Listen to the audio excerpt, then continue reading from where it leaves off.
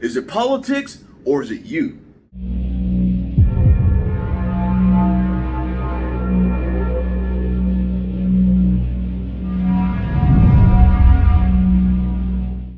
What's going on, everybody? Devil's Advocate here. So, actually, first and foremost, not for sale. Not for sale. Today's video, a little bit different. It could seem like it could teeter along the lines of politics, but it's not about politics. It's about you.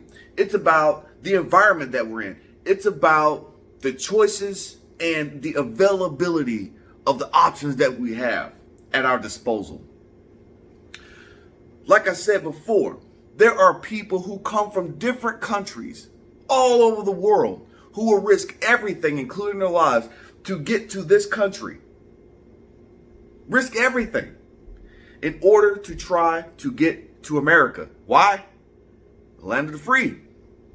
We have a lot of freedoms and we have a lot of options.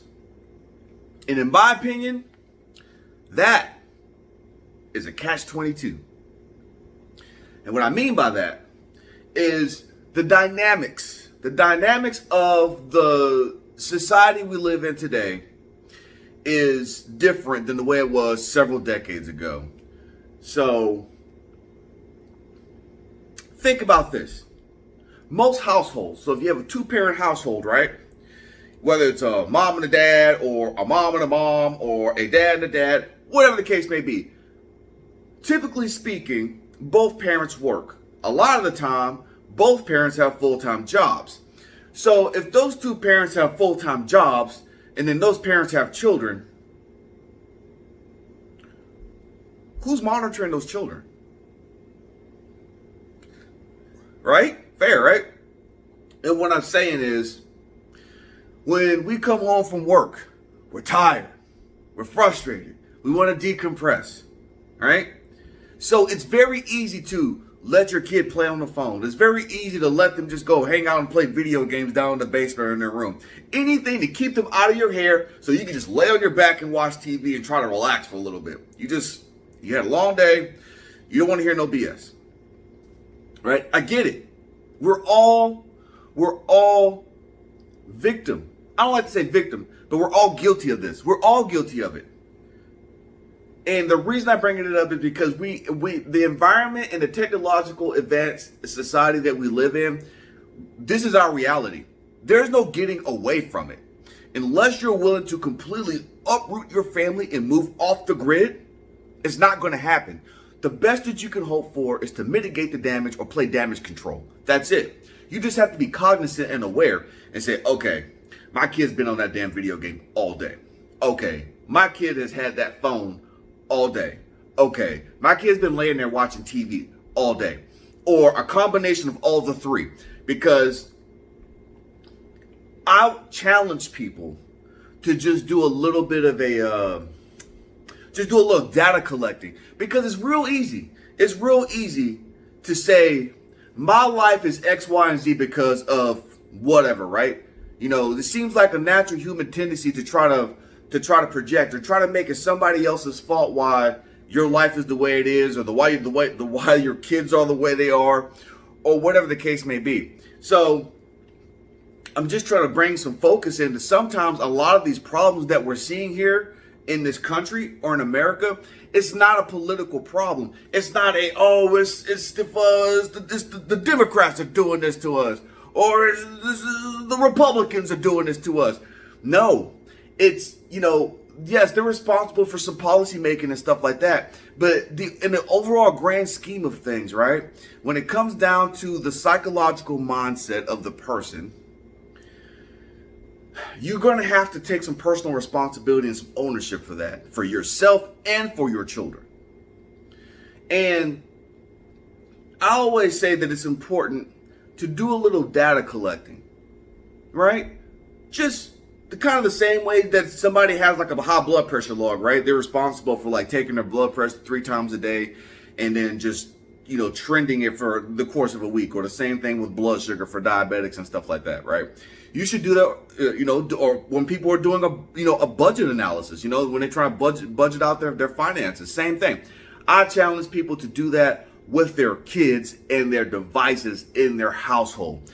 How much time are your children allowed to watch TV, play on their phone, or play video games, or be on a computer or a tablet or something like that, some type of electronic device that's feeding information into their face? How often is that happening? How long is that happening? How many times a day? And what's the duration of that? I can tell you what I guarantee. I guarantee you it's a whole lot more time than you spend with your child face to face yourself. Probably furthermore, I would say that it's a lot more time than the teachers spend with your children face to face. And I understand in this technological society we live in, there's no avoiding it. But what I'm saying is you don't want to allow a whole bunch of other stimuli and influence to have an impression on your child more than you have an impression on your child. And it doesn't have to be anything obvious or glaring.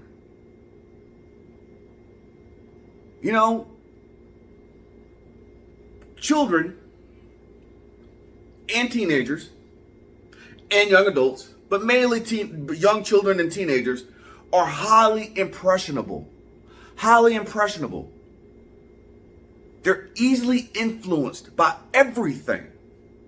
So everything that's going in there, they're like, oh, this is what I need to be. This is what, and I think that's a big problem that we're seeing in society today, is that, we talk about, freedoms, rights. There's a time and a place for everything. Adults are responsible. It is our duty to try to understand when is the right time for a child to have access to certain information. Your child should not be able to go onto a platform and literally just see anything that any adult can see. Because like I said before, their brain is a sponge, right? And just because that, even though that information, even though they're receiving that information, doesn't mean they know how to properly process that information, even though they think that they do. You listen to some of these kids talking, you think that they know it all. And they sound smart. They really do. They sound like they know a lot of information. They've been fed a lot of information. But they have no life experience to reflect or weigh any of that information against. It's all talking points. It's all talking points. Because they've never had to experience anything that they're talking about. And that's the problem. So, all I'm saying is that it's important to try to at least monitor what your children have access to. I'm telling you, like I'm hearing it everywhere. Not just personally, but just all over the place. You got 7 and 8 year olds talking about politics now. Why? You know why? Because they have access to it.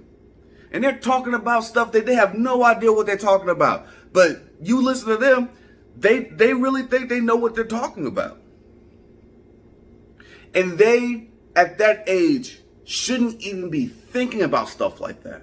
They should be thinking about playing in the dirt and building with Legos and using their creative sponges to just try to learn themselves. And that's what leads to confusion. And then when I expand on that, one moment, please. I expand on that. I'm saying that in that process, because this is those early years are a discovery process, right? So it's discovery. There's a lot of discovery learning going on in those years. So when there has not been a whole lot of guidance and mentorship given to children, and a lot of the stuff that they're receiving is just a bunch of, just a bunch of data points and just a bunch of information bashing them in the face all day, every day. They don't know what to think. They don't know who they are. And I'm telling you, this might sound like I'm reaching real far right now, but I've trolled and I've watched and looked and read at some of these profiles of these younger adults, usually the age of 24 down. You want to talk about, so I'll give you an example. So I'm a 39-year-old heterosexual male. Sounds real simple, right? Very straightforward. But you talk to a lot of these younger kids, they are 21-year-old, blah, blah, blah, blah, blah, blah, blah, blah, blah, blah, blah, because they have no freaking clue what they are. So he's like, I don't know what I am. So I'm everything. They're everything. And they're still searching and trying to find themselves because they're waddling around in a sea of information, and there's no continuity, there's no consistency, there's no structure to anything. So they're literally grasping at straws trying to figure out where they belong. And mom and dad are too busy working full-time jobs trying to keep a roof over their head and food in their mouth. And I'm not even going to say who's to blame for that. I'm just giving you an idea and just a lens on what the terrain looks like. And that's why it's important. I don't care if it's like 15 minutes a day, 20 minutes a day, 30 minutes a day. There got to be these times when you pull your kids aside, you set them down, but look, I get it. You got a phone, try not to abuse that thing too much. Don't let all that stuff, brainwash you. And just make sure, and then you tell them, make sure that you're feeding your perspective to them. Make sure that you tell them and explain to them how important it is to question things. That everything that they see on the internet is not real. It's not true. And it can be misleading. And it can be deceptive. Blah, blah, blah, blah, blah. And this is not even all about deception. And it might sound like, I'm talking in a lot of different directions. But I think if you listen to the overall picture, you'll kind of understand what I'm trying to say. A lot of these children, a lot of these young adults, they're lacking direction in life. And that's why you're seeing a lot of what you're seeing. They don't know who they are. And I know that there are going to be people, there are going to be young adults who listen to what I'm saying right now, and they're going to be offended. Oh, I know exactly who I am. Okay, fine. You have your opinion. My opinion is that you don't know who you are. And that's why you're acting out the way you do. And that's why you appear the way you do. It's just you're all over the place. That's okay. It's not okay, but it's okay. But that's all. I just want people to maybe take a step back a little bit and be like, you know what? Maybe it's not this person's fault. Maybe it's not this group's fault. Maybe it's not this person, this group's fault. Maybe a lot of what I'm seeing, maybe a lot of what the problems that I'm experiencing or that I think we're experiencing is happening right here under this roof. Maybe a lot of the frustrations that my child is experiencing in life is because of something I did or did not do. And I need to own that. Try to fix it. If I can. Maybe the damage is done. But it does need to be addressed. And can't continue on as if it didn't happen or it's not a thing. And my last point before I close out this video. Think about the kids, the young adults who get caught up in mass shooting, the ones who go in and shoot up movie theaters and schools like that. Those kids usually have had the same issues. And then the early information is always, nobody ever thought. Nobody ever thought, Johnny would have done such a thing. And then you look a little bit deeper into Johnny's life. And then you actually do a little bit of, digging and investigating. Red flags were everywhere. The red flags were always there. And usually the story of the type of parents that child had is always the same. The child was lost, misguided, no direction, no mentorship. Just floundering and drowning in the sea of life with no direction and no prospects on how to move on.